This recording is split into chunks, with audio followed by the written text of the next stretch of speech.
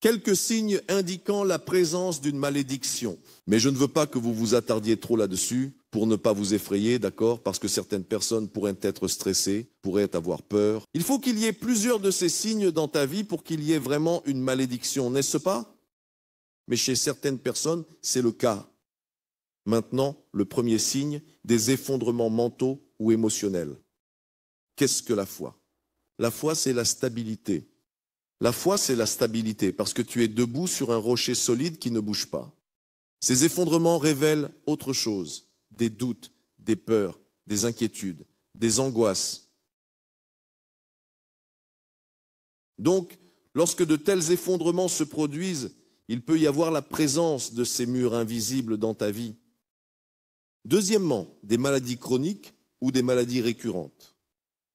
Eh bien, tout le monde tombe malade, n'est-ce pas? Mais ici, il s'agit de quelque chose d'autre. Surtout si ces maladies sont héréditaires.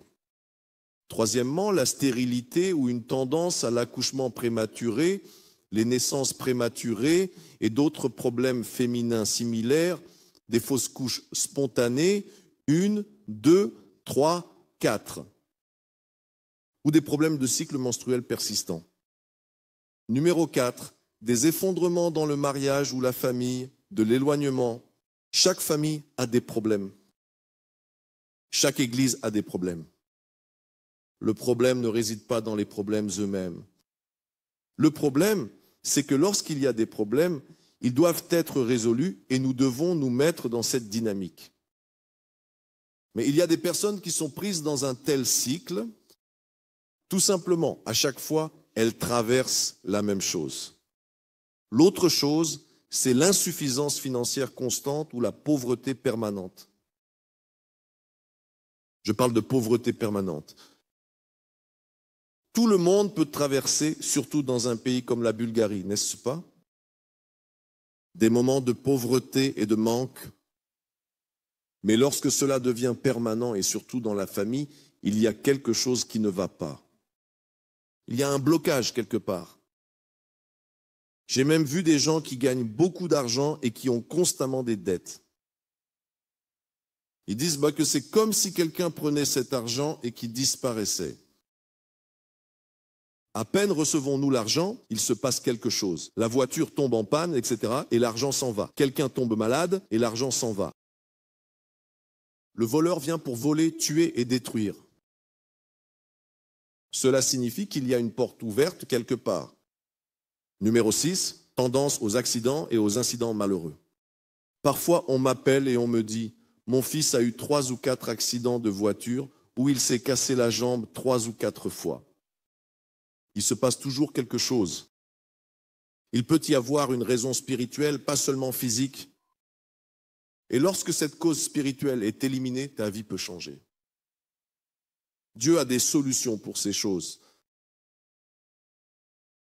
Numéro 7, une série de suicides ou de morts malheureuses, tragiques, non naturelles, prématurées et désespérées. Mort prématurée. Il existe des familles où, par exemple, les hommes meurent à un certain âge, où les gens meurent du cancer. L'un puis l'autre, et ainsi de suite.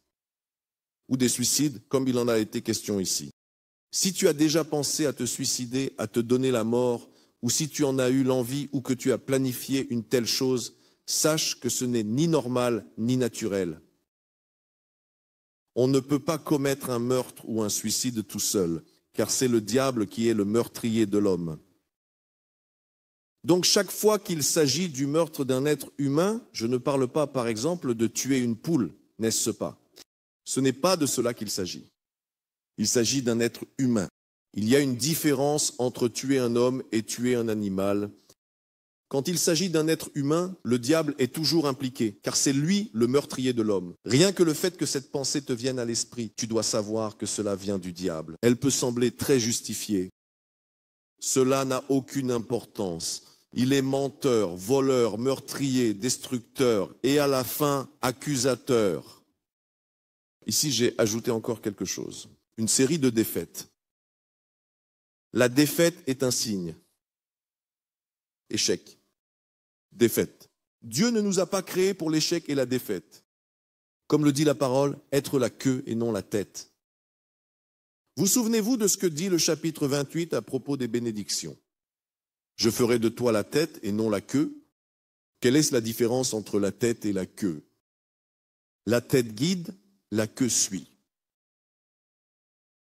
Dieu veut que son peuple soit un guide. Il veut que vous soyez des personnes qui mènent la société vers le bien, d'être au-dessus et non en dessous.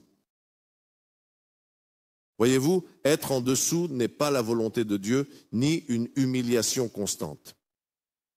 Il y a des femmes qui, où qu'elles aillent, trouvent toujours quelqu'un pour les maltraiter. Elles deviennent des victimes. C'est comme si elles attiraient cela et qu'elles étaient simplement habituées à être des victimes permanentes. C'est comme si elles avaient une pancarte sur le front qui dit « Viens me faire du mal ». Et peut-être qu'il y en a vraiment une, mais dans le monde invisible. Parce qu'il y a des choses que nous ne voyons pas. Le rejet, l'abandon. Il y a des personnes qui sont constamment rejetées et abandonnées. Cela aussi peut être un indicateur. Y compris le sentiment de rejet et d'abandon. J'ai vu qu'il y a des personnes qui se sentent rejetées, alors qu'en réalité ce n'est pas le cas. C'est simplement leur perception. Il y a aussi cet aspect-là. Il y a des personnes qui se perçoivent comme rejetées, alors qu'en réalité, elles ne le sont pas. Mais lorsque tu te comportes de cette manière, il se peut qu'à un moment donné, on finisse vraiment par te rejeter. Parce que si quelqu'un te répète sans cesse « tu me rejettes », à la fin, tout le monde finit par le rejeter. L'isolement. Par exemple, comment une meute de loups peut-elle attraper une biche? En l'isolant du troupeau, en l'encerclant puis en la dévorant. Tant qu'elle reste dans le troupeau, elle est protégée. C'est pourquoi la communication est très importante. Nous, les humains, sommes des êtres sociaux. Nous ne devons pas nous isoler.